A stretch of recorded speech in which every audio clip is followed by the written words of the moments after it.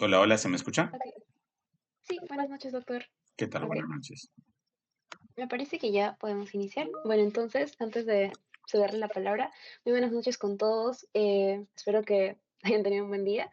Y bueno, desde ya, darles la bienvenida a este curso de guía de redacción de casos clínicos. Es un placer desde ya tenerlos aquí. Y bueno, este curso ha sido diseñado para que ustedes puedan potenciar su formación académica y profesional, porque a lo largo de este curso se espera que aprendan a estructurar, redactar y compartir casos clínicos con impacto en la comunidad científica. Y bueno, así es como hoy vamos a iniciar nuestra primera sesión con la presencia de el doctor Luis Alzamora de los Godos, quien nos va a hablar acerca de la introducción a la elaboración de reporte de caso clínico y serie de casos. Bueno, eh, una pequeña introducción acerca de quién es el doctor. Bueno, él es un PhD en salud pública por la Universidad de Miami. También es investigador Renacid Carlos Monge nivel 3. Es docente de medicina humana en diversas universidades como la UPAU, UCB y la Universidad de San Juan Bautista en Perú. También ha trabajado como consultor en investigación para la Embajada Real de los Países Bajos y como consultor de proyectos de la Fundación Bill y Melinda Gates y en la Fundación HP. Definitivamente esta gran trayectoria y experiencia que tiene en el mundo de la investigación nos va a ser de mucha ayuda al momento de compartirnos todos sus conocimientos. Y bueno, sin más que decir, le doy la palabra, doctor. Muy bien, buenas noches, ¿cómo les va? Aquí simplemente para compartir algunos detalles de un tema muy bonito que es el estudio de reporte caso, serie de caso, que si bien es cierto, es un estudio tan valorado y tan importante como las cartas al editor o las comunicaciones cortas, con las últimas políticas del CONCITEC nos han limitado un poco en la producción de este tipo de estudios, pero nosotros los hacemos porque nos gusta, no porque queremos figurar en el repositorio Renacit, no porque queremos solamente generar puntaje para que nos den un reconocimiento, sino porque nos agrada y nos encanta y los estudios de caso son un primer paso muy relevante para trabajar lo que es la dedicación a la investigación científica. Si nosotros no tenemos una mirada clara a lo que es la investigación científica, entonces digamos que no tenemos de ninguna manera una razón de ser. Si hacemos las cosas porque nos interesan, porque nos importan, porque eso significa un valor o un puntaje, si hacemos cosas porque nos conviene, pues como le comentaba yo a un amigo, ¿no? Hace algún tiempo, tú haces las cosas que te convienen, pues vas a ir por mal camino, porque las cosas que te convienen no son las cosas que te hacen feliz ni te van a dar reditualidad. Así que seguimos publicando estudios de caso, así el CONCITEC no le importe mucho, porque a la comunidad médica científica sí le importa mucho, porque a PubMed, a Medline, a LILACS, a todas las bases de datos les importa mucho la comunicación de estudios de caso y nosotros la vamos a tener que seguir haciendo siempre, ¿no? Bueno, voy a empezar con la ponencia, introducción en la elaboración de reporte de caso clínico y serie de caso. Vamos a hablar un poquito la clasificación de los diseños, ¿ya? Vamos a enmarcarnos dentro del mundo de la epidemiología, de los diseños observacionales. Ustedes saben que en la epidemiología se trabajan diseños observacionales, pero también se trabajan los que se conocen como los diseños de naturaleza experimentales. Entonces hay dos tipos de diseño, los diseños observacionales y los diseños experimentales. Los diseños experimentales tienen su razón de ser. Los diseños experimentales tienen una función muy importante porque ellos nos van a llevar de la mano a demostrar hipótesis empíricas. Pero los diseños observacionales también son altamente relevantes y son altamente potentes. Y nosotros diríamos que los diseños de naturaleza observacional, hoy, no sé qué pasó por acá.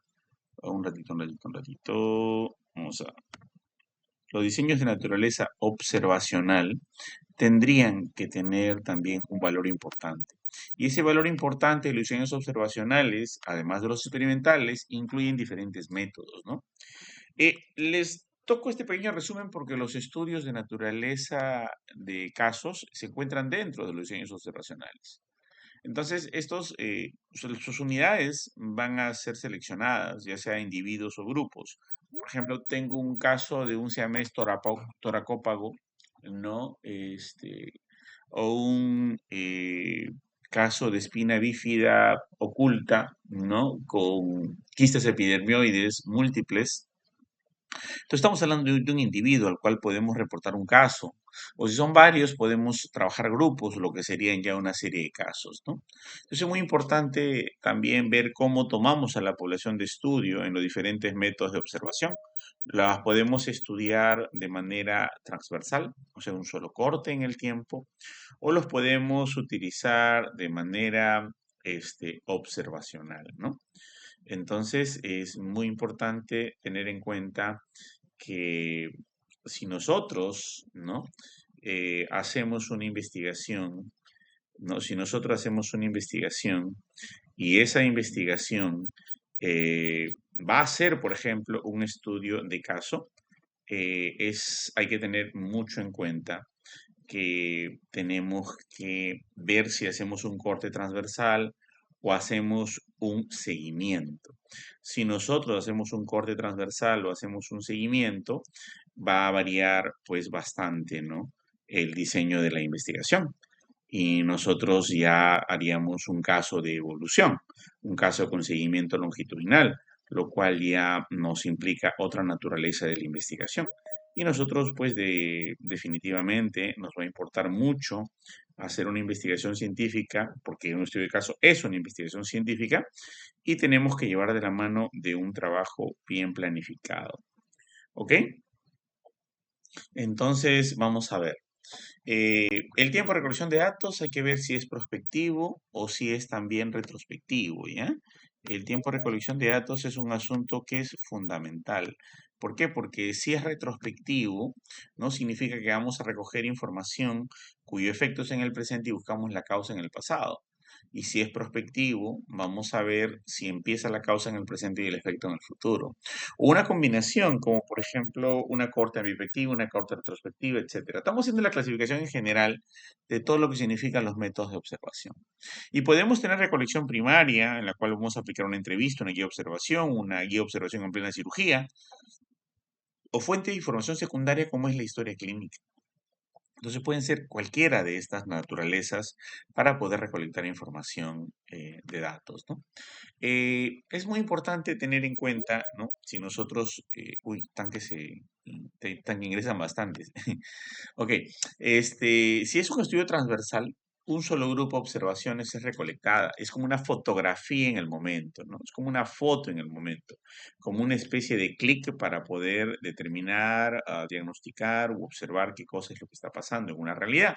Pero si es longitudinal, podemos hacer dos o más seguimientos o grupos de observaciones, lo cual implica pues una temporalidad mayor. ¿Ok? Entonces, esto ya podemos calcular en situaciones donde las poblaciones están en riesgo, podemos hacer una cohorte, podemos hacer un seguimiento, ¿no? En la cual hay una exposición y vamos a ver qué es lo que está pasando de manera natural. Otra cosa que es muy importante también aquí, ¿no? Y es necesario que se comente, es que los diseños observacionales tienen otra clasificación como el exploratorio, descriptivo y analítico. Si hablamos del estudio exploratorio, esto es cuando no conocemos algo y básicamente hacemos un estudio de pequeña escala porque vamos a explorar por primera vez una situación. Descriptivo porque este nos va a permitir contar casos y asociar algunos elementos para formular hipótesis. En este campo estamos, en los estudios de casos, estudios transversales, se encajaría en el campo descriptivo. También en el campo de naturaleza analítica, ya es cuando probamos hipótesis. Aquí pues tenemos trabajos de pequeña o gran escala, como casos de controles, transversales, cohortes, corte ambiperspectiva, corte retrospectiva, cortes prospectivas, etcétera. Pero también podemos tener otro tipo de clasificación de los diseños observacionales. Y eso es, por ejemplo, los diseños preliminares, que es lo que vamos a hacer hoy día, que son reportes de caso y series de caso. También, del punto de vista básico, ¿no? Podemos tener trabajos de naturaleza transversal, caso control, cohorte, ya sea prospectiva o retrospectiva. Estudios híbridos, como por ejemplo cuando tenemos dos o más, ya sea caso control anidado con una cohorte. Podemos combinar tanto causa y controles o con una cohorte.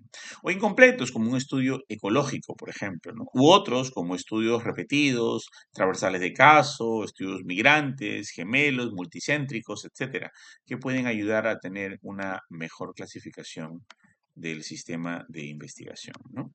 Entonces, es muy importante que se tome en cuenta esto, ¿ok?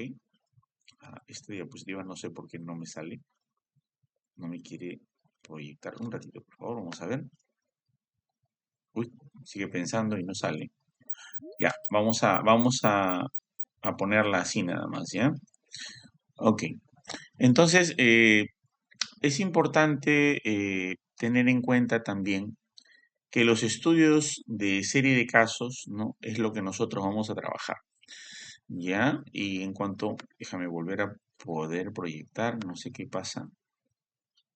No, no quiere. A ver, seguimos nada más. En cuanto a los estudios de serie de casos, ¿qué es lo que tenemos o qué es lo que nos inspira? En primer lugar, tenemos que tener una serie de casos clínicos, ¿no? Una serie de casos clínicos. Empezamos con una serie de casos clínicos. Usualmente un grupo de casos coherente y consecutivo de una enfermedad, por ejemplo, los primeros casos de COVID, cuando apareció el COVID, o por ejemplo, los primeros casos de chikungunya, ¿no? Que fue importante pues analizarlos o los primeros casos de Proteus vulgaris con sepsis, en el caso de el fenómeno del niño costero o del niño magnífico que le llamaban, con la niña del año 1998, por ejemplo, ¿no? Fue una cosa impactante porque murieron muchas personas con Proteus vulgaris, ¿no? Y Pseudomonas aeruginosa. Entonces, cosa que nosotros lo manejamos tranquilamente con antibióticos, fallecieron muchísimos, ¿no? Y uno de las personas afectadas fui yo, pero no morí. ¿Ok? Entonces, en esa época, obviamente, podemos juntar una serie de casos de condiciones y características similares y poder estudiarlas, armar una especie de signos, síntomas, una jerarquía de condiciones para poder exponerlas al mundo, ¿no? Esto se deriva, pues, de una práctica de uno o más profesionales que atienden diferentes casos, los compartimos, los juntamos, ¿no? Lo definimos y obviamente se expone, ¿no? Una serie de casos es efectivamente un registro de varios casos que comparten una similitud, que comparten condiciones muy importantes y uno quiere pues poner al alcance al mundo esto que no se puede convertir todavía en casos y controles, en cohortes, en perspectiva histórica, en corte perspectivo, en corte retrospectiva, porque no hay suficiente evidencia. Por lo tanto, los estudios de casos todavía son un aporte preliminar, un aporte incipiente y cuando uno escoge casos, no escoge cualquier caso, pues un paciente con diabetes, historia de vida del paciente con diabetes, ¿no? XX y ya está, ¿no? O, por ejemplo, un caso de preeclampsia y listo.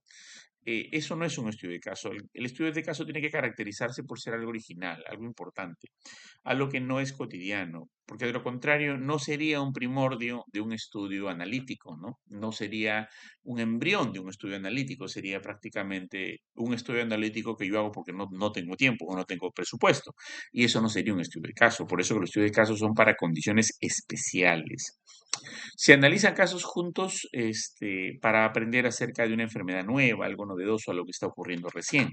Y una serie de casos clínicos, pues, son de valor de epidemiología para, en primer lugar, estudiar signos y síntomas que aún no se conocen y empezamos a entender. Cuando aparecieron los primeros 40 casos de COVID-19, nos dimos cuenta que hubieron 35 fallecidos hombres y 5 fallecidas mujeres. Entonces, ya en la distribución por sexo de ese estudio de caso, ya era muy importante el reconocimiento de la casuística.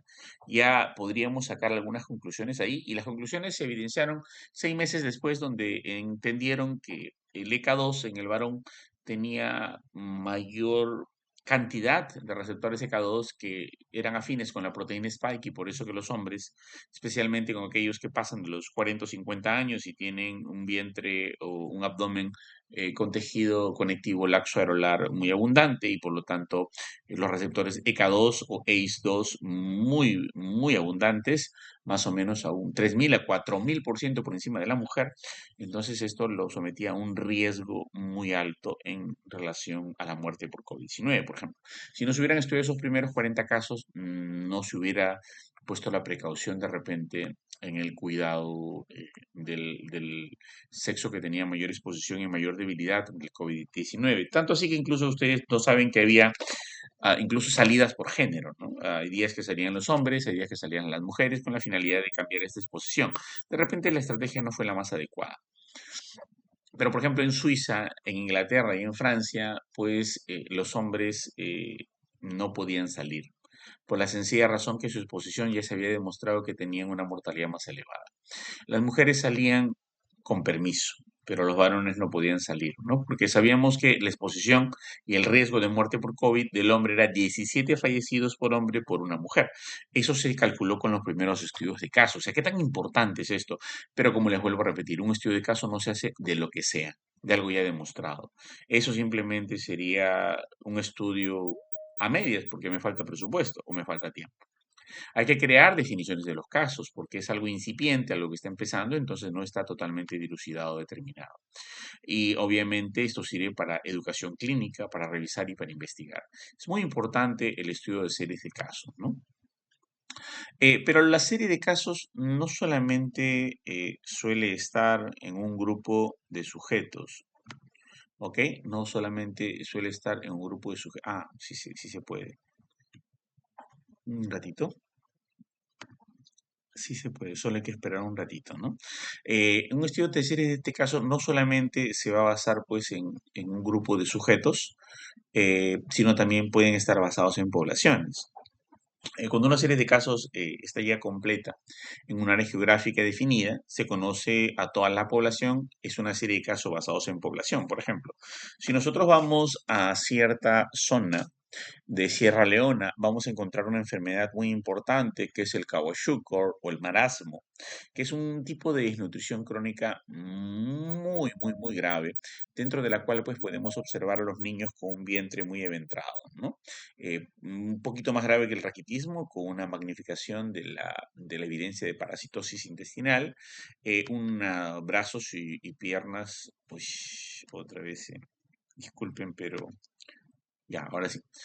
Brazos y piernas extremadamente delgados y algunos dirían, pero profesor, eso ya se ha visto desde la época de los ochentas y hemos visto esos tipos de casos. Sí, pero ya hemos visto individualizados. Ahora tenemos en Biafra, en el Congo belga, en Sierra Leona, poblaciones completas con esas características. Entonces podemos hacer estudios de caso basados en población. No es común en el mundo, pero en esa zona geográfica, en esa caracterización, justo en esa zona endémica, existe una propiedad, una condición, una característica que homogeniza a todos ellos. Y eso podría ser un estudio de caso basado en población. Por ejemplo, los casos de hipotiroidismo clínico marcado o con tumor de tiroides en la sierra del Perú, que está mediado básicamente por la deficiencia de yodo. eh, Podríamos trabajar casos basados o serie de casos basados en población. También podríamos trabajar, por ejemplo, la muerte temprana de la gente Ayaninka o la gente Bora o Huitota en Pacaya Samiria, que curiosamente por el exacerbado consumo de yuca tienen una exposición a una muerte muy temprana, de muerte natural por paro cardíaco, pues todos sabemos que de la yuca sale el cianuro, sobre todo con una liofilización muy importante y una vaporización. Entonces estas personas pues consumen abundantemente este alimento casi en todo y con diferentes tipos de licores con vaporización expuesta, entonces ellos van acortando su vida por un envenenamiento poco a poco. Entonces un poblador Ashaninka tiene un promedio de vida de 45 años aproximadamente, ¿no? Entonces podemos hacer un estudio de caso basados en población allí, que es también muy importante. Pero siempre, como les digo, el caso tiene que ser lo más original posible, cosa que no haya sido estudiada previamente, cosa que no haya sido ampliamente revisada, ¿no? Epidemiológicamente, la serie de casos más importantes son registro de enfermedades serias o mortales. No vamos a hacer un estudio de serie de casos de la caspa, ¿no? No vamos a hacer un estudio de serie de casos del acné. Siempre nos importaría hacer una serie de casos acerca de enfermedades de mayor magnitud, de mayor gravedad, ¿no? Eh, Usualmente nos importa las enfermedades no transmisibles, ¿no? La utilización de servicios de salud, por ejemplo, admisiones hospitalarias, también podemos trabajar como un evento de serie de casos usualmente reunidos por razones legales o administrativas. Entonces, serie de casos no solamente puede ser patológico, sino puede ser gerencial o administrativo en el área de la salud. Es muy importante tener en cuenta eso, ¿no? Otra cosa que que tienen que saber ustedes es que el caso no es algo cotidiano. Vuelvo a repetirlo por quinta vez, no es algo cotidiano, es algo diferente, es algo que aparece, es algo que ocurre, es algo que cambia el status quo y que como no existe suficiencia muestral ni normalidad para poder hacer una investigación de manera cotidiana, de manera permanente, porque es una casuística eventual, es una casuística que siempre ocurre, no, el estudio de casos son cosas que no siempre nos pasan. Por ejemplo, un estudio de caso que hicimos con el doctor Proclo Pérez Palma en el Hospital Rebaileti en el año 1995 fue acerca de un niño siamés, toracópago, obviamente gemelar, pero que curiosamente pues tuvo una sobrevida de más de una semana, ¿no? Con anencefalia marcada, un solo corazón, dextrocardia cardíaca, un solo hígado, un solo abdomen, un solo par de pulmones, dos piernas, dos brazos, dos cabezas, dos cerebros, dos cuellos, unido por la vértebra C6 y C7, ¿no? Entonces ahí es una cosa muy importante porque el estudio de caso cobró muchos análisis, muchas tomografías, radiomonensayos, análisis genético, cariotipo, pero muy importante el hecho de haber hecho cortes histológicos, cortes patológicos, cortes de laboratorio. Salieron, ¿no? Muchos casos importantes y relevantes para poder hacer una investigación bastante fructífera, ¿no? Que se vuelva a ocurrir un toracópago siamés con anencefalia, no gemelar, obviamente, podrían pasar 15, 20, 30 años hasta poder encontrar un caso similar, ¿no? Entonces es muy importante ver la rareza del evento, ¿no? Entonces mucha gente dice, profe, yo hago un estudio de serie de casos porque ya con eso voy a empezar, ¿no? Y eso va a ser mi primera investigación en la cual quiero publicar, porque hacer un estudio de cohorte, caso control, perspectiva histórica, ambivectiva, correlacional, factorial múltiple, ecuaciones estructurales, eso es muy complicado. Voy a empezar con serie de casos. Es que uno no estudia, no hace una investigación porque le sea fácil o le sea difícil. Uno hace investigación porque la ama, simplemente, y quiere descubrir el porqué de las cosas y porque necesita tener una respuesta a un viejo problema o a un nuevo problema a la cual queremos pues abordarlo. Y el estudio de casos siempre se da con nuevos problemas o con viejos problemas poco frecuentes, ¿no? Entonces, eso hay que tener muy en cuenta. Para profundizar las circunstancias pasadas de los pacientes, el estudio de caso tiene que ser una historia natural y un espectro muy profundo de la evolución de los pacientes, ¿no? Aquí hay que incluir exámenes, registros médicos, observación, a veces hasta la muerte, autopsia, ¿no? Cuando sea apropiado. Los profesionales de la salud pueden construir un cuadro de historia natural de la enfermedad. Por ejemplo, un estudio de caso es cuando Daniel Sides Carrión se inoculó la verruga peruana, ¿no? Y cuando se inoculó, pues la verruga, él escribió la historia natural de esa enfermedad, se inmoló, digamos, por la ciencia. Bueno, todos ahora sabemos que eso puede además tener un trastorno psicológico o psiquiátrico de fondo, ¿no?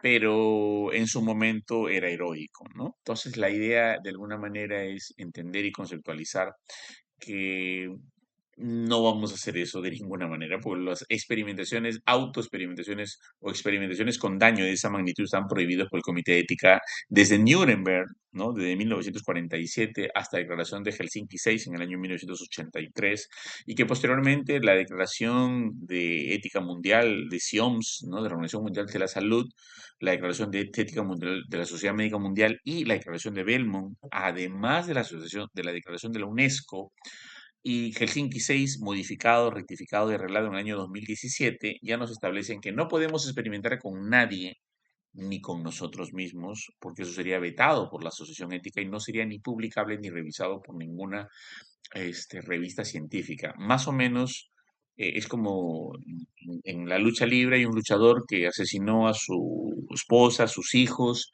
y él también se quitó la vida y ese programa de lucha ha quitado todo acerca de ese luchador históricamente, de las redes, de internet, de YouTube, de los videos, de todo, ha sido absolutamente eliminado de todo, porque es un delito, ¿no? No puede ser eso promocionarse un delito. Igual, las flagrancias éticas, como la autoexperimentación o la experimentación en seres humanos para ver cómo se desarrolla la historia natural de una enfermedad, es gravísima, ¿no? Lo que hace Daniel Alcides Carrión en su momento fue loable, pero hoy día no sería bien visto.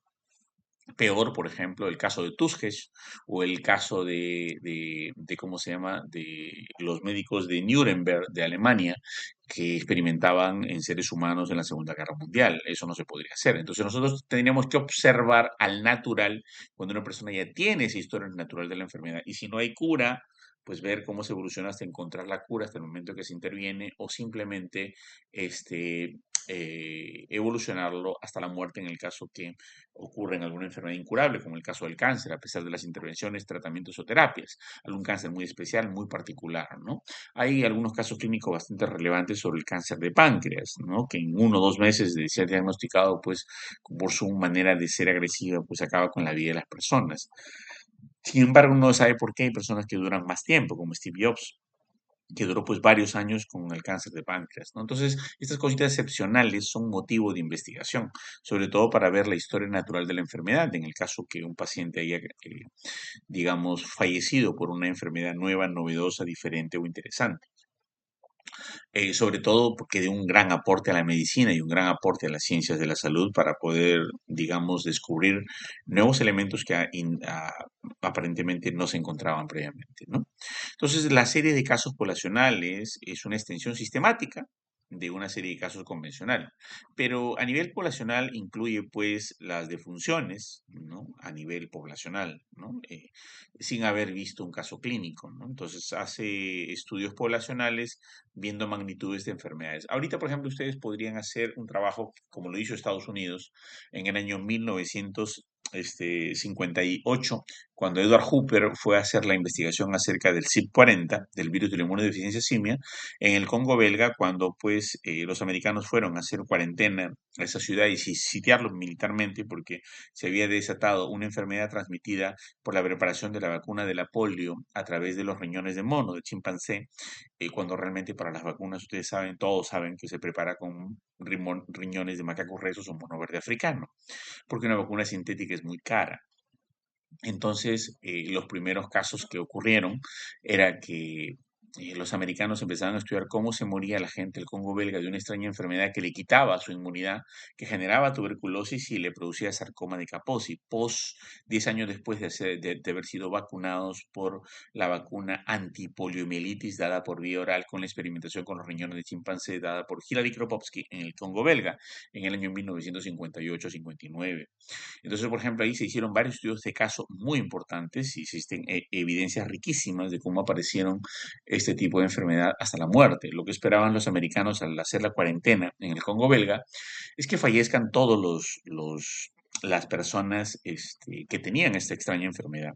Una vez que llegó al año 1979, se regresaron todos los militares de Estados Unidos. Curiosamente, los militares lo adquirieron, esta enfermedad, de alguna manera muy curiosa, no se sabe cómo ni por qué, pero ya sabemos que quienes lo portaban eran los morenitos del Congo belga, no lo portaba el mono o el chimpancé. Bueno, inicialmente y naturalmente sí en sus riñones, pero estos fueron dados por vacuna vía oral a las personas. Entonces los americanos publicaron cientos de estudios de caso para ver, sobre todo los médicos militares, para ver cómo evolucionaba en un país donde no había habido tuberculosis y cómo durante 10 años moría poblacionalmente la gente, ¿no? Entonces, 1 millón de personas fueron vacunadas, 1.400.000 personas fallecieron, supuestamente habían fallecido todos. Después de 10 años en un país en cuarentena, el Congo belga, el príncipe Leopoldo de Bélgica se mandó mudar a su casa, ¿no? Incluso ustedes reconocerán el Congo belga porque varias escenas de la película Soy Leyenda han sido filmadas ahí, ¿no? Tienen muy parecido a Nueva York. Y es así, tal cual ustedes la ven en la película, es tal cual es el Congo belga, una ciudad modernísima y replicada tipo Nueva York por el príncipe Leopoldo de Bélgica, con alta modernidad, con alto desarrollo, pero que lastimosamente una extraña enfermedad que hoy le llamamos SIDA, arrasó con ese país y se fueron y se retiraron del país los belgas de Bélgica y se quedaron pues los africanos a vivir ahí y los sitiaron los americanos para como cuarentena hasta que fallecieran todos. Y todo feliz si los americanos no hubieran transmitido esa enfermedad al mundo en el año 1981 con el primer caso, ¿no? Entonces ahí, por ejemplo, tenemos un caso de una historia natural, un estudio de caso que reportó Edward Hooper en su investigación junto con John Hamilton, ¿no? En las primeras revistas de la Royal Society de Inglaterra, hablando de este caso extraño de cómo 1.400.000 personas han fallecido después que hayan sido vacunadas el mismo millón, más 400.000 más, ¿no? Con una vacuna vía oral, que era la vacuna antipolio, hecho con riñones de chimpancé.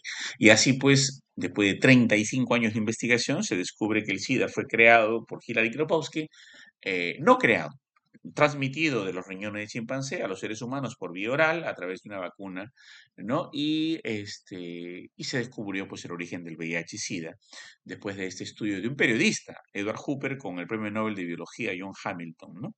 Y bueno, así pueden haber estudios poblacionales muy importantes como estudios de caso y tan relevantes que son necesarios de ser conocidos a nivel de la comunidad científica y trascendentales para ser interpretados y analizados por el mundo, porque son casos nuevos y cosas que realmente van a impactar.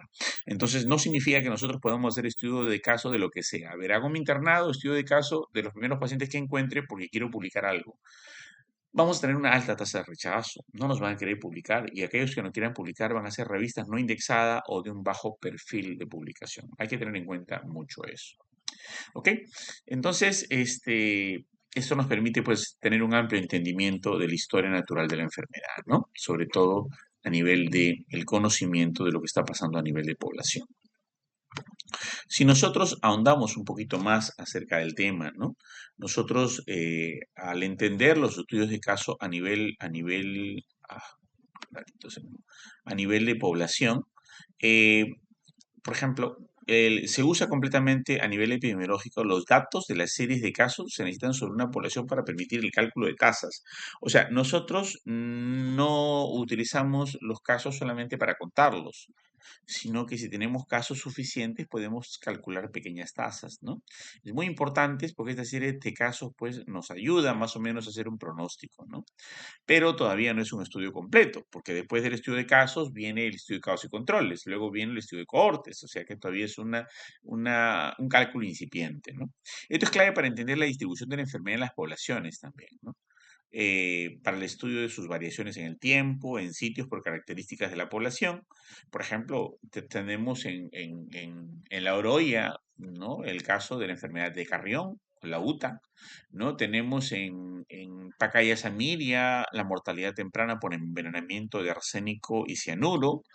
Tenemos estudios de casos, por ejemplo, en zonas de Huancayo y Huancavelica, hipotiroidismo subclínico, hipotiroidismo y tumores a nivel tiroideo por la deficiencia de yodo en la alimentación. Y así podemos ir caracterizándose por población, por tiempo y por características diferentes tipos de casos. La serie de casos puede ser la clave para los estudios de cohorte, un pie para entrar a los casos y controles y un pie para darle conocimiento a los experimentos, ¿no? Siempre un diseño de serie de casos a nivel conceptual, señores, es bastante simple. Es más, yo diría que muchísima gente hace un estudio de serie de casos y no se da cuenta. No le ha llamado estudio de serie de casos, no tiene idea, ¿no? Por ejemplo, un grupo, este, de personas, hacen un estudio en un colegio, en un salón de clases, en 20 personas, y entonces ya estaríamos hablando de que está haciendo un estudio de serie de casos, ¿no? Porque primero no tiene la suficiencia muestral, ¿no? Y al no tener la suficiencia muestral, bueno, está cogiendo lo que puede coger, lo que tiene al alcance. Y si esos presentan un comportamiento particular o una característica interesante, entonces estamos abriendo un estudio de caso, ¿no? Mucha gente dice, oye, hice un estudio en 40 personas que aparecieron con tal enfermedad. Oye, eso no es un estudio. No, es que es toda la población. Es la población muestral, dicen las personas. A ver, explícame eso. Es la población muestral, dicen. ¿Cómo es eso la población muestral? Es que yo voy a hacer un estudio en el cual quiero determinar si el consumo de flúor en exceso está relacionado con la hepatomegalia. ¿Y cuántas personas has elegido? Bueno, he cogido 35 personas con hepatomegalia. ¿Y por qué las has cogido? Ah, porque justo han ido en mis turnos, justo han ido en los momentos que yo trabajo y encontré un caso de hepatomegalia cada 3, 4 semanas, entonces lo estoy estudiando y quiero ver la prevalencia de ellos del consumo de flúor. Pues es un estudio de caso. porque no estás cumpliendo con las características muestral, ni con representatividad, o un estudio de serie de casos, ¿no? Ni con representatividad, ni con la aleatoriedad, ni no vas a responder hipótesis, no vas a tener homogeneidad, no vas a tener nada. Vas a coger lo que se te aparece. Diría yo que 9 de cada 10 tesis de ciencia de la salud, 9 son estudios de caso, de serie de casos, y ni lo saben. ¿No? Y le llaman pues estudio de cohorte, caso control, pero realmente no lo están haciendo porque no están cumpliendo con la suficiencia muestral. Lo primero que se tiene que hacer en toda investigación es cumplir con la suficiencia muestral. ¿Qué significa esto, no? A ver, tú tienes un tema de investigación. A ver, yo quiero relacionar el consumo de el uso de yodopovidona y su relación con la aparición de psoriasis. No sé si conocen a la yodopovidona o yodo, o alcohol yodado, o, o el nerteolate, por ejemplo. Mucha gente usaba eso, ¿no? Entonces, hay mucha gente que usaba eso y ahora tiene psoriasis, por decir, ¿no? O enfermedades autoinmunes, como rosácea, algún tipo de estas cosas. Entonces, yo encuentro solo 30 pacientes con rosácea y 15 pacientes con psoriasis y le hago un cuestionario profundo para determinar si consumieron o no tertiolate, alcohol yodado, yodopovidona y este tipo de cosas para ver su prevalencia, para ver si esto generó pues algún tipo de enfermedad autoinmune. Y los alumnos me dicen, doctor, yo estoy diciendo una población muestral. A ver, explícame eso. Sí, sí, porque son los únicos 40 pacientes que han llegado al hospital. Es que eso no es población muestral. Eso es por conveniencia, eso tú lo has escogido por casualidad y justo llegaron en tus turnos. Es un estudio de serie de casos. No es un estudio. A ver, calculemos la muestra. Calculemos la muestra en OpenEpi. ¿Cuánto te sale? 475. ¿Ves? Tú necesitas 475. Es más, 475 con psoriasis y 475 sin psoriasis. Más 320 con rosácea y 320 con rosácea. Estás necesitando 1400 pacientes. Esa es tu muestra.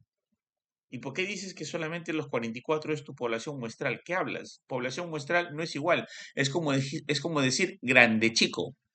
Es como decir lunisol. Es como decir día y noche. Es imposible. No existe el término población muestral o muestra poblacional. O es población o es muestra. Y siempre cuando se hace una investigación, tú calculas primero la muestra. Y el tamaño de la muestra te sale 370, son 370. Si tú escoges a 40 personas porque es la que encuentras, bueno, es porque tu comodidad, tu facilidad, te faltó dinero, no tuviste tiempo, te dio flojera, no tuviste acceso, no pudiste entrar a otro establecimiento de salud, pero eso no es una investigación de ninguna manera, porque no has cumplido con el primer principio de la investigación, que es cumplir con la representatividad, que significa el cálculo del tamaño de muestral adecuado. Tiene que ser representativo. Y luego homogéneo, criterio de inclusión, exclusión y eliminación similares, para que tu población sea homogénea y tus hipótesis no divaguen por variables intervinientes o variables confusoras. Y tercer principio, debe haber representatividad o aleatoriedad, quiere decir que tu muestra debe ser más de 1400, tu población que diga más de 1400 para sacar esos 1400 de un tamaño muestral, tanto en casos como en controles o cohortes como controles, de una población mucho más grande. Y ni siquiera tienes esos casos. ¿Por qué? Porque estás investigando en un pueblito, en una posta, en un hospital, y eso no es población, pues. Esa es la gente que llega a atenderse. Peor, todavía hay un alumno que dice, doctor, voy a medir la prevalencia de anemia. ¿Y en dónde? En un centro de salud. A ver, explícame eso. ¿Cómo prevalencia de anemia en un centro de salud? Y si yo les digo a todos los niños anémicos que mañana vayan al centro de salud, paso con un parlante, niños anémicos vayan al centro de salud y van 4000, o sea, la prevalencia de la anemia en el centro de salud es 100%. Eso que estás diciendo tú es descabellado, le digo. Porque una prevalencia de una enfermedad es la cantidad de aquellos que tienen la enfermedad por una población determinada por límite poblacional, ya sea distrito, barrio, ya sea provincia, y me estás hablando que los que van a un centro de salud tienen prevalencia, tienen incidencia de tuberculosis, esos son piedras, está mal definido, totalmente irrelevante, incoherente y mal planteado. O sea, definitivamente eso no tiene ningún sentido. Pero así publican sus tesis, así hacen sus trabajos. Entonces luego se quejan porque rechazan sus trabajos en artículos científicos internacionales, porque eso no tiene ni pies ni cabeza.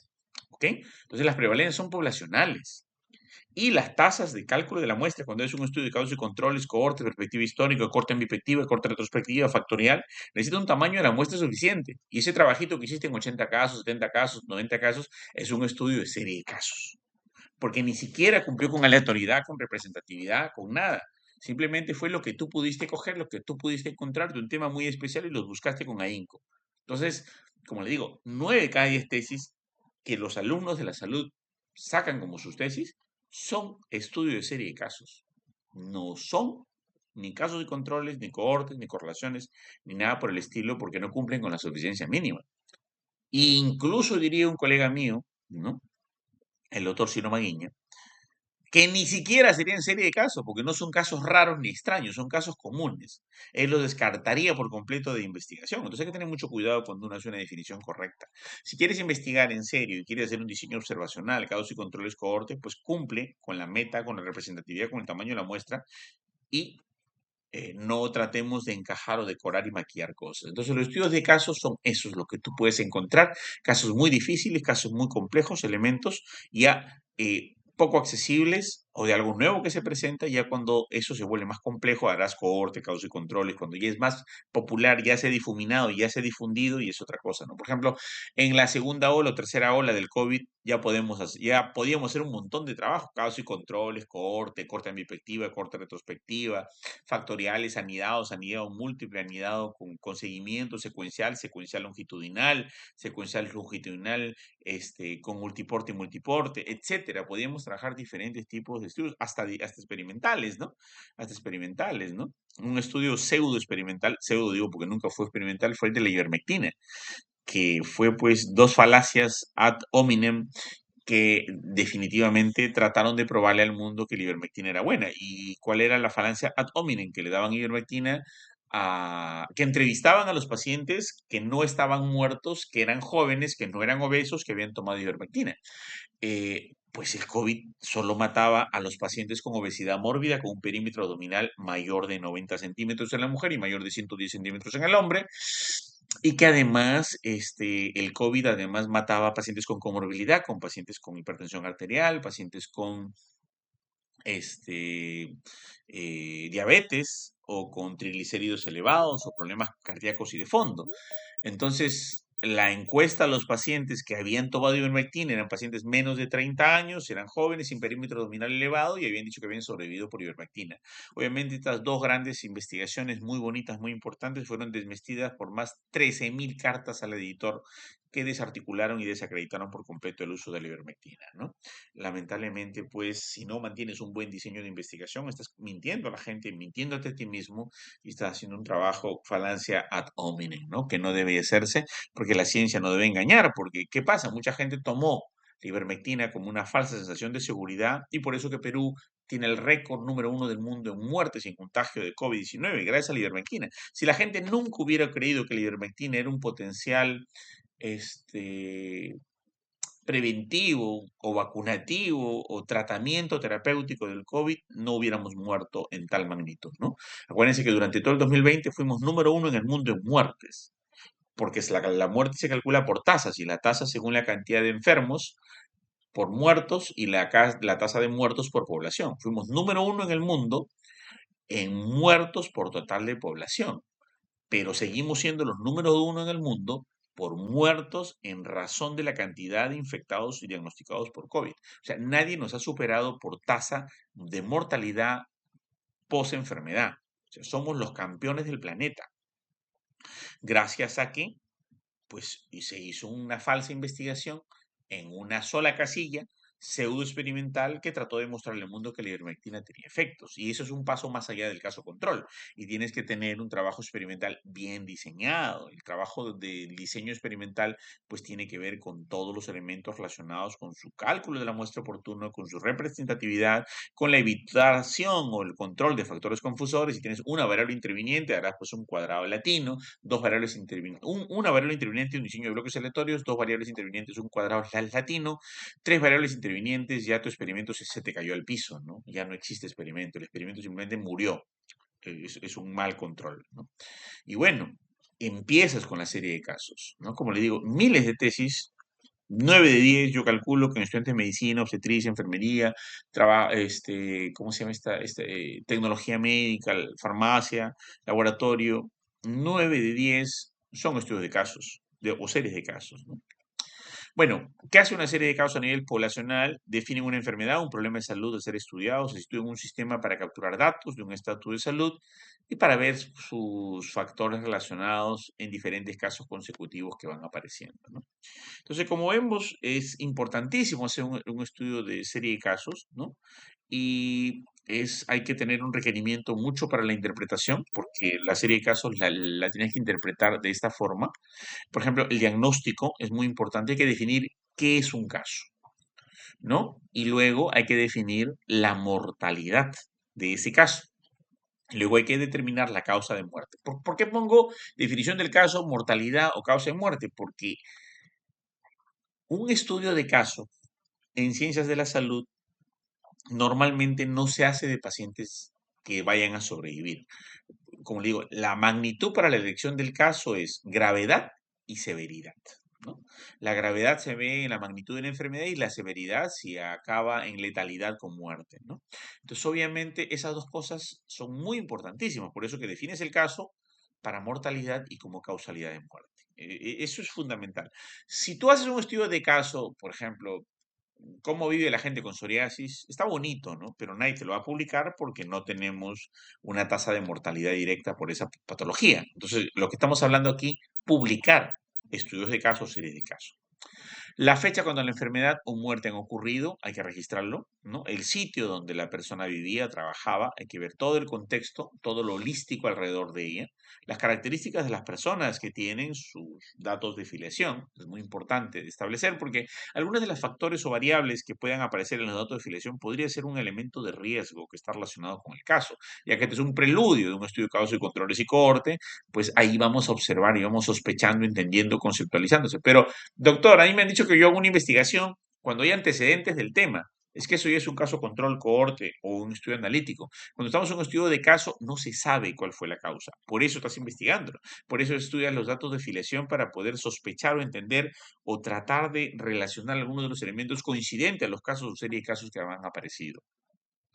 También la oportunidad de recolectar casos adicionales de registros médicos, la posibilidad para la clasificación electrónica de datos o de la persona directamente haciendo una entrevista directa, ¿no?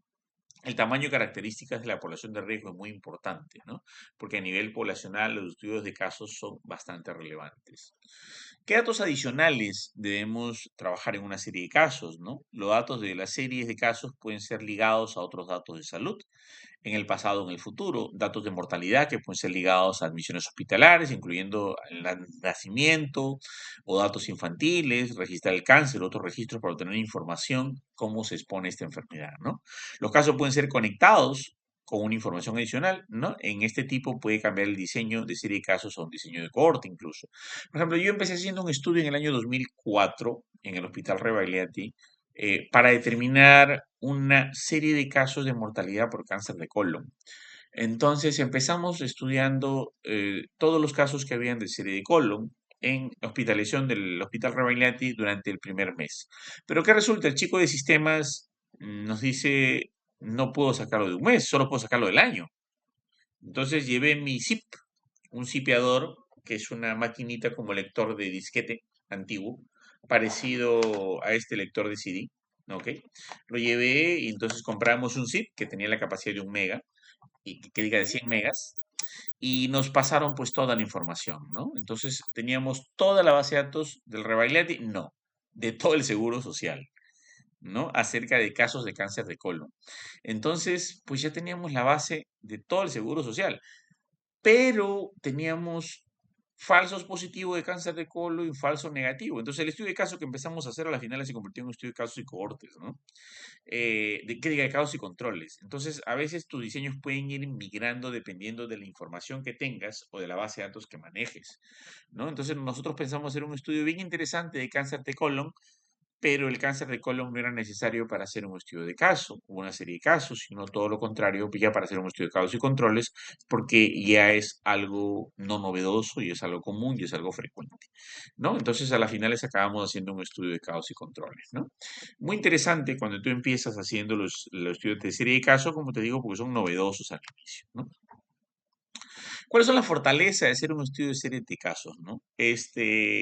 Por ejemplo, a nivel poblacional permiten dos formas únicas o posibles de visión y análisis epidemiológico. Primero, ¿no? Señala a nivel nacional o incluso internacional la perspectiva poblacional de la enfermedad. Entonces, gracias a que hemos hecho estudios de serie de casos de tuberculosis, por ejemplo, en cierta zona de Loreto, gente de todo el mundo viene a hacer investigación ahí en Loreto porque hemos hecho estudios de casos de tuberculosis endémica, en Iquitos Nauta, por ejemplo, ¿no? Ese es un punto. El otro punto es que los patrones de la enfermedad pueden ser relacionados con aspectos de la sociedad o el ambiente. Porque en Iquitos Nauta hay mucha tuberculosis, ¿a qué se debe? ¿No? Entonces se empieza a relacionar. Eso es otra fortaleza importante y por eso uno saca datos de filiación, ¿no? Y datos de la población y la comunidad. Estos elementos relacionados pueden afectar a la población, ¿no? Pero no hay una medición sensible a nivel individual. Porque acuérdense que el estudio de caso poblacional se hace a nivel grupal, a nivel masivo, ¿no? Por ejemplo, la concentración de ozono a nivel del suelo y el grosor de la capa de ozono en la atmósfera de la Tierra, por decirlo. O, por ejemplo, la concentración de relaves mineros y su relación con el cáncer hepático infantil. O, por ejemplo, la presencia de arsénico en el agua de Tumbes, del río Sarumía, y su relación con la anemia infantil y con la insuficiencia renal infantil. Acuérdense que en Sarumía y alrededor del río Sarumía tenemos la más alta tasa de insuficiencia renal infantil. Y curiosamente el río Sarumía pues está contaminado con arsénico y está contaminado con relaves mineros y con todo lo que son desechos de minería. Entonces, de alguna manera esto ha generado problemas de filtración del agua potable, que llega como agua potable a ser contaminante y venenosa para los niños que son los que se enferman de esta insuficiencia renal, ¿no?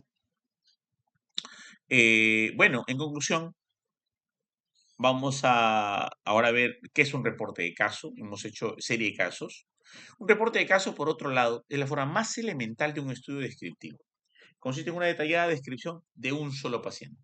Acuérdense, un reporte de caso de un solo paciente. Como les comentaba yo, el toracópago al inicio, ¿no?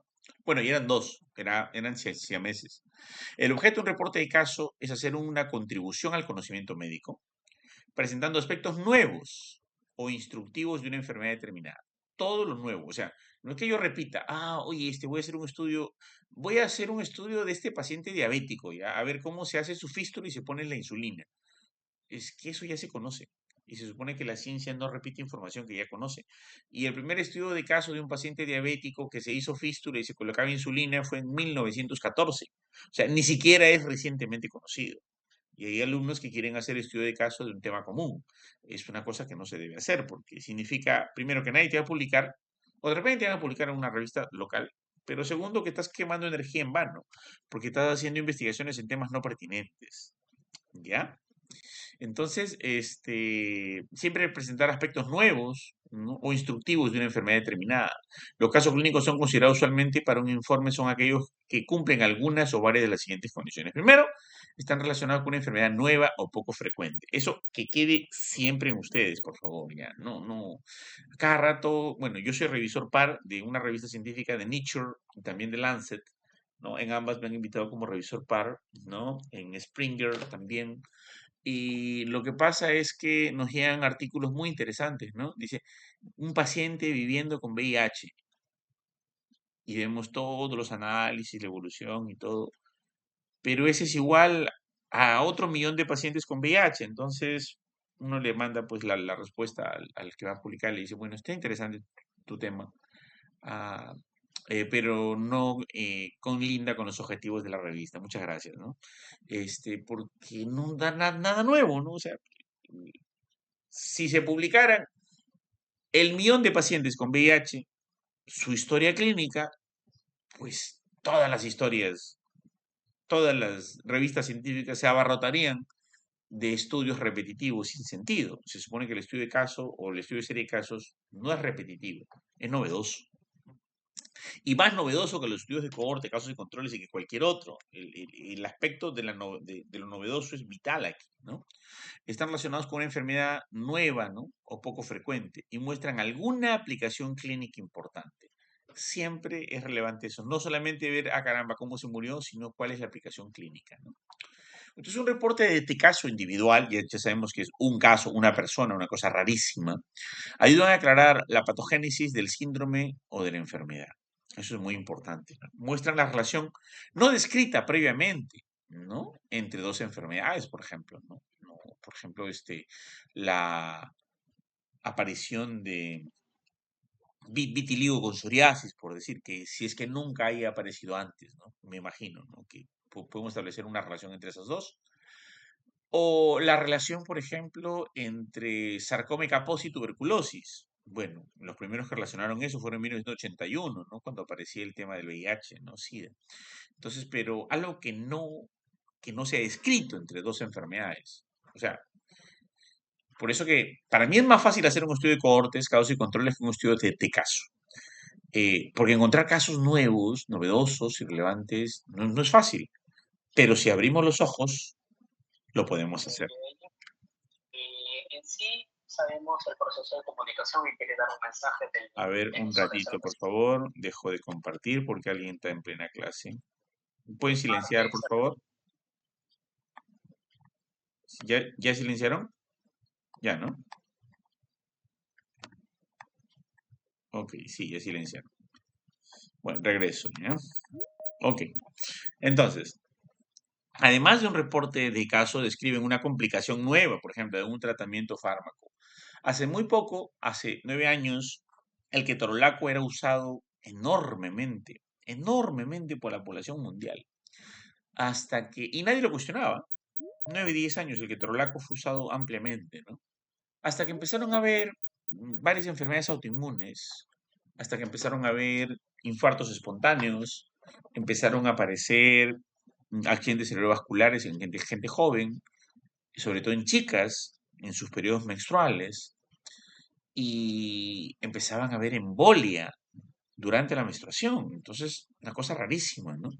Entonces, volvieron a estudiar el ketorolaco y, oh, señoras y señores, el ketorolaco ahorita es un fármaco proscrito en el mundo, ¿no? Porque no sabíamos que tenía 149 complicaciones y efectos colaterales y riesgo de mortalidad.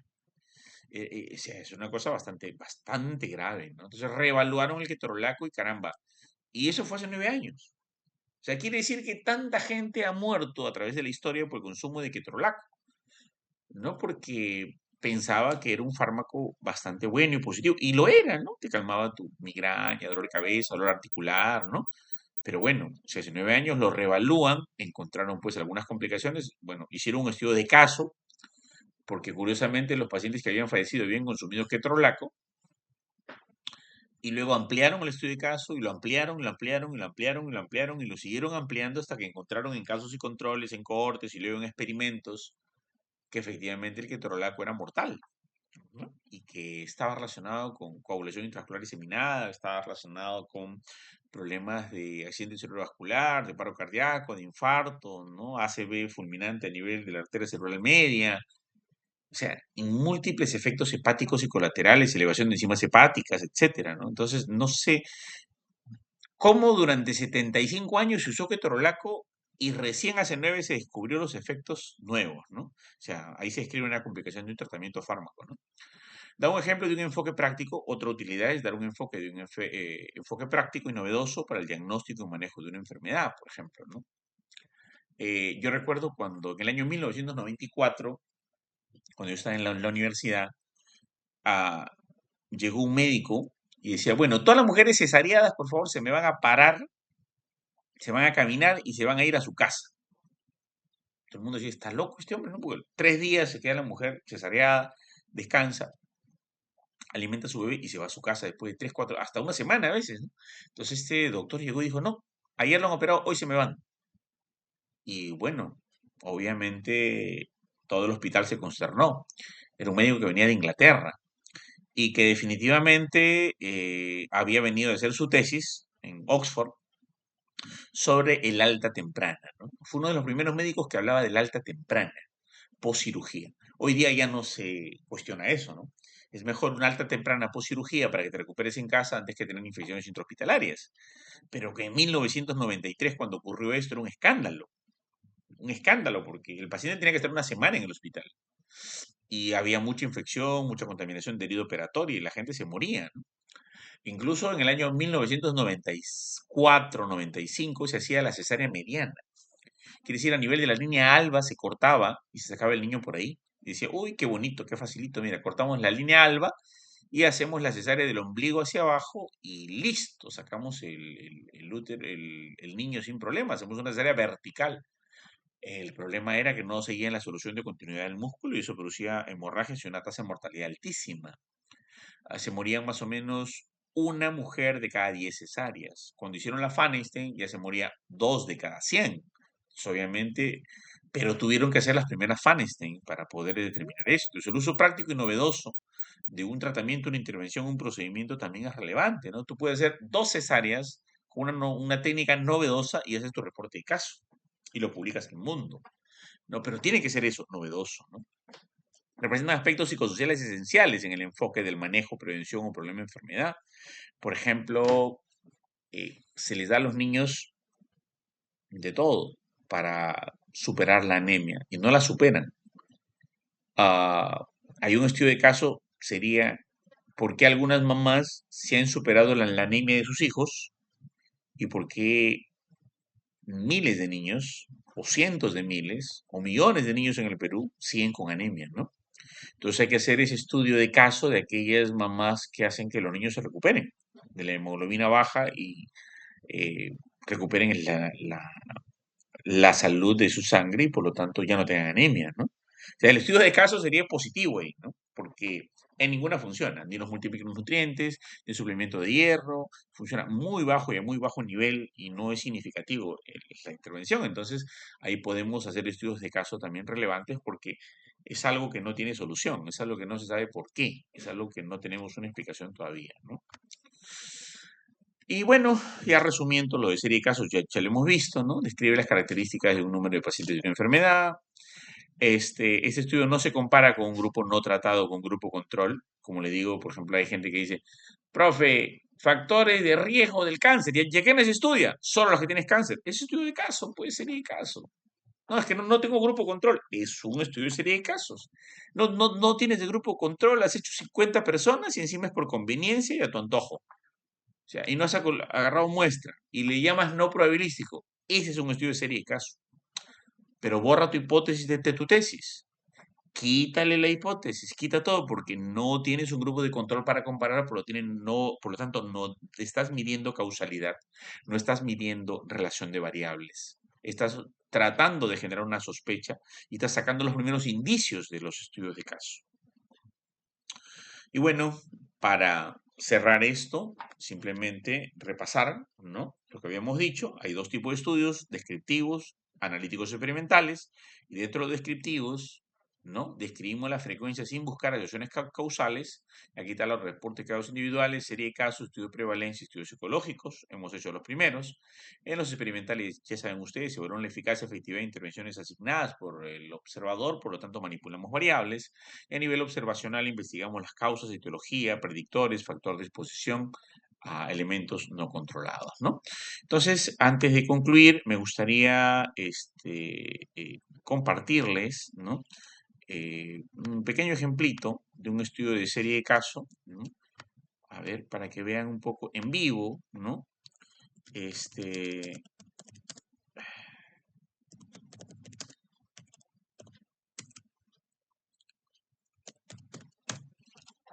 ¿Qué estudio de serie de caso existe aquí, ¿no? Por ejemplo, le voy a mostrar a este de acá. A ver, me dicen, por favor, si se logra ver. Ahorita lo voy a compartir un ratito. Acá está compartir. Ya está. ¿Me dicen si pueden ver? ¿Pueden ver? Sí, ¿no? Sí, doctor. Perfecto. Esta es la revista chilena de infectología, ¿no?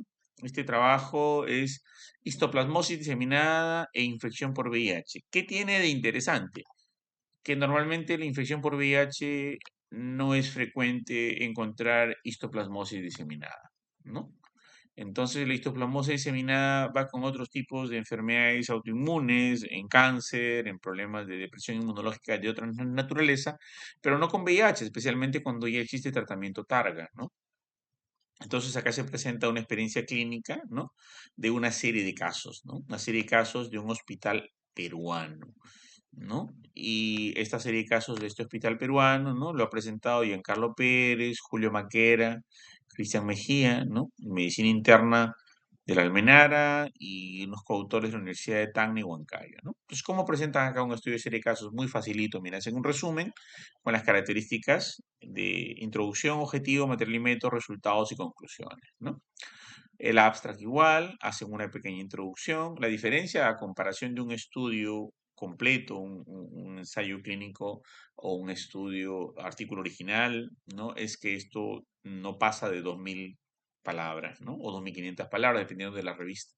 Aquí está en modalidad Vancouver, elevado, ¿no? Tiene su introducción muy cortita, muy escueta, su metodología en la cual pues han revisado retrospectivamente registros electrónicos de pacientes con VIH, con diagnóstico entre el año 1996 al 2014 en el Hospital Almenara, etcétera, etcétera. Ok, explican cómo han seleccionado sus datos de la base de datos y luego sacan sus resultados. Este estudio de serie de casos, ¿no? Hacen el análisis de las historias, lo meten en una base de datos, ¿no?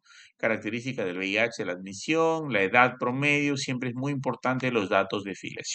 En un estudio normal, formal, no se hace esto, se separa la caracterización de la muestra en un artículo original como un pequeño primer resultado, un segundo bloque de resultados, la estadística descriptiva de cada una de las variables, y luego un tercer bloque de resultados o una tercera tabla, la estadística inferencial relacionando las variables que tienes. Aquí no, aquí se hace una descripción genérica a ver qué hay y lo que salga, porque estamos explorando recién una serie de casos, ¿no?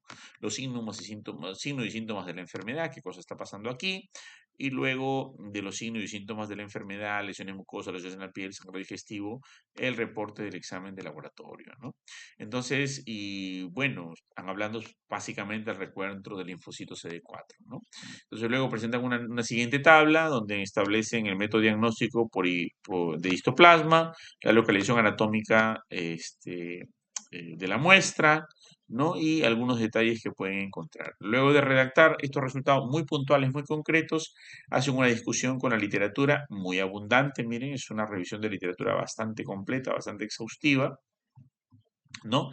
Y luego de la discusión, ¿no? Las referencias bibliográficas, ¿no? Y acá tenemos pues un estudio de serie de casos. Entonces, básicamente, podemos coger varias historias de algo extraño o raro que normalmente no pasa o un caso bastante excepcional.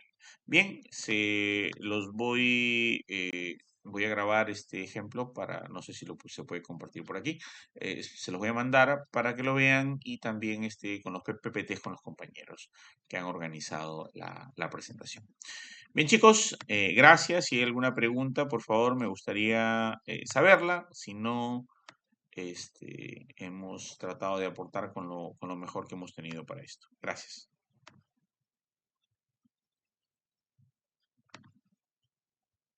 Bueno, buenas noches nuevamente, doctor. Muchísimas gracias por esa excelente ponencia. Fue muy fructífera para todos, sobre todo con la finalización acerca de presentar el reporte de caso, la serie de caso. Y bueno, como lo mencionó ya, si tienen alguna pregunta o duda adicional, no duden en escribirla en el chat o desde ya prender sus micros y ya hacer su pregunta correspondiente. Entonces,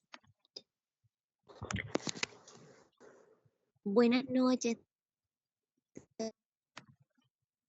Fernanda, soy de Nicaragua y escuché su ponencia extraordinaria. Gracias por sus conocimientos compartidos el día de hoy. Yo tenía una pregunta, doctor. La escribí en el chat, pero ya que estoy aquí, tengo la oportunidad de comunicarme con usted, la repetiré nuevamente. ¿Cuál es la diferencia entre estudio de casos, reporte de casos, series de casos? Los estudios de casos son dos: reporte de caso y series de caso. El reporte de caso es una persona, un individuo, una historia. Y la serie de casos son varios individuos, varias personas. Pueden ser varias personas en un hospital y ahí sería solamente serie de casos. Y le apellidamos serie de casos poblacional cuando esa serie de casos pertenece a un grupo poblacional, como una provincia, un departamento, un lugar, como había explicado, Pacaya Samiria, Pebas, Socos, o cuando vamos a La Oroya y tenemos la enfermedad de Carrión, por ejemplo, ¿no? La enfermedad de La Oroya. Entonces, repito, estudio de caso Un solo caso es una persona. Serie de casos, varias personas con una enfermedad extraña o nueva, y serie de casos poblacionales cuando lo ubicamos a nivel geográfico. Eso sería. Gracias. Gracias a usted, doctor. Entonces, decir reportes de casos o reporte de casos prácticamente sería lo mismo, doctor. Sí, definitivamente. Salvo que el reporte de casos te esté difiriendo a un solo caso o te esté refiriendo a Ujú. una serie de casos. ¿Sí? Hay que Oh, especificar. gracias. Perfecto. ¿Y hasta qué tamaño de muestra puedo decir yo? Si tengo 20, ¿estaría hablando igual de estudios de casos, doctor? No depende de la cantidad de la muestra, sino depende de la accidentalidad de la muestra. Si tú coges a los que tienes a la Ah, mano y es un caso raro, es una cosa que es novedosa, es un estudio de caso, así sea 300. Pero si es una cosa que no es novedosa, que no es rara, y vas a asociar variables, ya no sería para nada estudio de caso. No sería, se llama caso porque son cosas extrañas, nuevas y novedosas. Entonces, si, por ejemplo, nosotros hemos hecho un estudio de caso con 270 casos. ah, O sea, y no hemos cumplido con sus controles, porque era lo que aparecía en la población. La gente que estaba enferma, con Pseudomonas aeruginosa. Entonces, esta gente que estaba con infección de Pseudomonas aeruginosa era bastante, pero no podíamos compararla con un grupo control porque no había la posibilidad. Entonces, nosotros lanzamos una serie de casos de un grupo grande, de algo raro, de una enfermedad extraña que vino pues por los movimientos de los huaicos y esto. Los mosquitos empezaron a transmitirlas porque se salieron los cementerios, viejos virus, viejos parásitos, viejas bacterias empezaron a aparecer, los mosquitos empezaban a picar y la gente empezaba a enfermarse de Pseudomonas y Proteus vulgaris, ¿no? Y entonces empezaban a ir a cuidados intensivos a mm, montones. Entonces, un estudio de serie de casos, ¿no? Porque es raro, novedoso, interesante. No hay un límite. Ya pasa la serie de casos cuando tú dices casos y controles. Voy a estudiar 50 con cáncer de pulmón, 50 sin cáncer de pulmón. 200 con cáncer de pulmón, 200 sin cáncer de pulmón. O si no, utilizo un poder de 2, 3 o 4. Uno por dos casos, un caso por dos controles, un caso por tres controles, un caso por cuatro controles, ya diseño. Pero si yo encuentro lo que hay en el camino, es un estudio de casos, siempre y cuando sea original. ¿Y qué pasa si un muchacho quiere investigar la relación de el dengue hemorrágico digamos, y el hígado graso? Ya, por decir. Ya, entonces, de repente hay 1000 estudios de eso y ya está determinado, no es nuevo. Entonces, y él dice, lo estudia solamente en los que tienen dengue hemorrágico, sin un grupo control.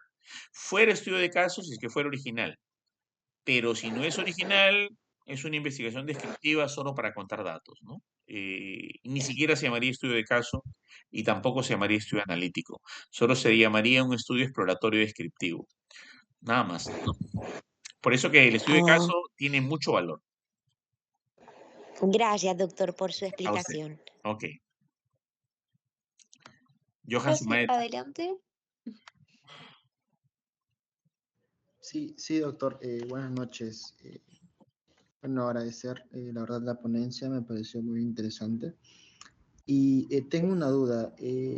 Digamos, en su rol de revisor par en las revistas que mencionó, ¿cuáles han sido las razones más comunes por las que ha llegado a rechazar algunas series o reportes de caso? Las razones más comunes han sido de que los temas son comunes. Por ejemplo, han presentado temas de preeclampsia, han presentado temas de diabetes mellitus, han presentado una recopilación de historias de accidente cerebrovascular sin ninguna particularidad, solamente de arteria cerebral media. Han presentado casos de lo que es cirrosis hepática avanzada. Nada nuevo. Cosas que se vienen presentando de 1935, 40, en miles de serie de casos. Y entonces uno le da pues el rechazo y le pasa el link de los años de los trabajos de los años 80, 90, de los casos que se publicaron en esa época de esas condiciones. O sea, ¿cuál es el valor agregado? ¿Qué has encontrado de nuevo que no diga Hamilton, que no diga Farreras, que no diga Mason? que no esté en cientos y miles de investigaciones previas. O sea, si es un estudio de serie de casos o de caso que repitan lo mismo y no tiene el valor agregado de la originalidad o de aportar algo nuevo al conocimiento, entonces no tendría sentido. Lo que nosotros tenemos que tener en claro, que esta obligatoriedad no se da en estudios analíticos como casos y controles o cohortes. No se da, pero porque hay una asociación de variables conocidas, pero en los estudios de casos sí tienes que ser muy original, ¿no? Porque esa es justo la primera configuración que te justifica no cumplir con un diseño. Es tan novedoso, tan interesante que analizas lo primero que encuentras. Es el primer estudio de caso que yo presenté en una revista cuando apareció el COVID a las 3 semanas. Saqué la asociación de la mortalidad de la muerte, la mortalidad del hombre versus la mujer. Y di pues la ecuación de muerte por primera vez. Al mes, mes y medio de haber salido el COVID. Entonces se alertaron las antenitas y empezaron a darse cuenta que eso podría deberse a un ECA2 de diferenciación que luego lo demostraron otros trabajos, ¿no? Gracias. Bueno, creo que está Chantal. Sí, dime. Sí, doctor, disculpe. O sea, también mencionó, ¿no? Que, digamos, podrían ser casos poco frecuentes. O sea, claro, sabemos que, bueno, sobre un caso parecido se presentan, bueno, hay, por ejemplo, no sé, 5 o 10 reportes de casos. Digamos que si el caso es similar, ¿hay un margen de número de estudios que ustedes tienen de referencia o es que siempre debe haber como que algo nuevo? O, por ejemplo, no supongamos que ya hay 2 casos que se han reportado y Se puede obviamente es aceptar. poco frecuente, Se poco puede común. aceptar. ¿Se Si puede es poco aceptar? frecuente, se puede aceptar. O sea, si es poco frecuente o si es novedoso, ¿no? Si hay algo de poca frecuencia, de poca incidencia y que la has encontrado, sí es valioso, ¿no? Pero no algo como la diabetes mellitus, pues. Un montón Claro. de publicaciones. Paciente que vive con diabetes mellitus, ¿no? Y fístula, ¿no? O ponen, no sé, pues, el caso de la tuberculosis multidrogo resistente, paciente vía El Salvador. Yo digo, ¿qué tendrá este paciente? Algo que de nuevo, ¿no? De repente tiene una tuberculosis miliar, bovina, o tiene pues tuberculosis ósea, ¿no? Y de repente tiene alguna complicación con tuberculosis cerebral, le han hecho pues una amigdalectomía, nada, ¿no? Un paciente con tuberculosis, más de 400 millones de pacientes con tuberculosis que se han publicado en la historia de los casos clínicos y de los estudios, o sea, nada, ninguna novedad. Entonces, y es muy abundante. Nosotros somos muy ricos en tuberculosis, mucha abundancia de esto acá. Entonces, no hay ni un análisis nuevo, ni un hallazgo nuevo, ni una variante nueva, y ni siquiera es poco frecuente, es muy abundante, ¿no? Entonces, ahí viene el problema, ¿no? ¿Sí? Perfecto, doctor. Muchas gracias. Gracias. Muy bien. Sayuri creo que había levantado la mano hace un ratito, o Chantal creo. Sí, Chantal, o ya la bajó, ¿no? Sí. Profesor, sí, yo de la mano. Sinceramente, me encantó mucho la ponencia que tuvo y por eso quería preguntarle si tiene otras redes sociales o de otras formas que hace ponencias así o charlas. Ah, sí, acá les comparto mi canal, ¿no? Mi canal, a ver si los voy a compartir rápidamente. Un segundito, un segundito, un segundito. Vamos a compartir. Por aquí está, por aquí está, por aquí está. Sí, siempre cuelgo mis ponencias, ¿no? En mi canal ya de YouTube. Entonces ustedes entran a YouTube, ¿no? Entran a YouTube, uy, YouTube y ponen Alzamora de los Godos, ¿no? Y ahí van a encontrar, bueno, entran a cualquiera de mis videos, ¿ya? Cualquiera de mis videos. Y luego de eso entran, uy, canal de responsabilidad, eso no es, no, justo ese no era, disculpen. A ver, otro, operación de variables, ¿ya? Ya, entran ustedes a mi, entran a mi carita, ¿no? Donde está ahí, y ahí todos ustedes tienen la oportunidad de entrar al canal donde tengo publicados, ¿cuántos videos? A ver, déjame ver. 331 videos, 2.900 seguidores, ¿no? Acá publico todas las ponencias que doy, ¿no? porque no tiene fines de lucro, obviamente. Yo hago una ponencia para algún lugar, la grabo, ¿no? Con OPS 30.3, ¿no? Y luego de grabarla, las cuelgo aquí. Y cuando hay alguna situación, alguna ponencia en particular, siempre la difundo a través de mis redes, ¿no? Entonces, atentos. Si no están en el momento en que hago la ponencia, siempre lo publico en mi canal, ¿no? Que es, acá se lo voy a compartir en el chat para que ustedes tengan el acceso. Dejaré compartir. A ver, dejamos de compartir. Ok, y acá le voy a poner en el chat el link de mi canal de YouTube, que tiene a su vez el link de todas las redes que tengo, ¿no? El Facebook, que tiene el link del TikTok y todos los otros medios que tengo. Bien, chicos, gracias. Creo que esas son todas las preguntas. Nuevamente, muchas gracias, doctor. También por las preguntas de los participantes que enriquecen un poco más sobre acerca de lo que tiene que ver con los estudios de caso. Y bueno, creo que más allá de agradecerle infinitamente por su presencia y por habernos compartido también su canal para difundir el conocimiento en general, eh, nuevamente gracias. Y me parece que eso es todo, a menos de que haya una pregunta Si última. prenden su cámara para tomar una foto, por favor, a mí me gusta Ah, siempre sí, capturar sí. la foto de las asistencias, por favor. Como no Sí, prenden estaría genial. todos, como no prenden todos, a ver si prenden sus cámaras para capturarlas. Ya, siempre me gusta tomar la fotografía de los que asisten. A ver, su camarita, los que puedan, por favor. Gracias. ¿Nadie? ¿O están bloqueados? Bueno, Bueno, si no pueden prender su cámara, una reacción en todo caso. ya, ahí está, ya están prendiendo las cámaras, ya están prendiendo las cámaras. Un minuto, unos 10 segundos porque se arreglen el cabello, dicen. Ok, perfecto, muy bien. Ok, vamos a capturar entonces, ¿ya? A la 1, a las 2 y a las 3. Bien, chicos, gracias por su tiempo entonces y su dedicación y su interés por la investigación. Nos vemos, un gusto, hasta la próxima.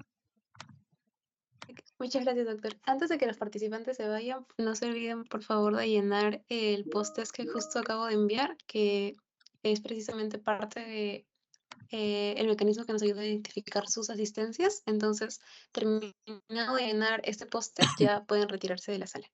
Y nos vemos en la siguiente sesión. Gracias.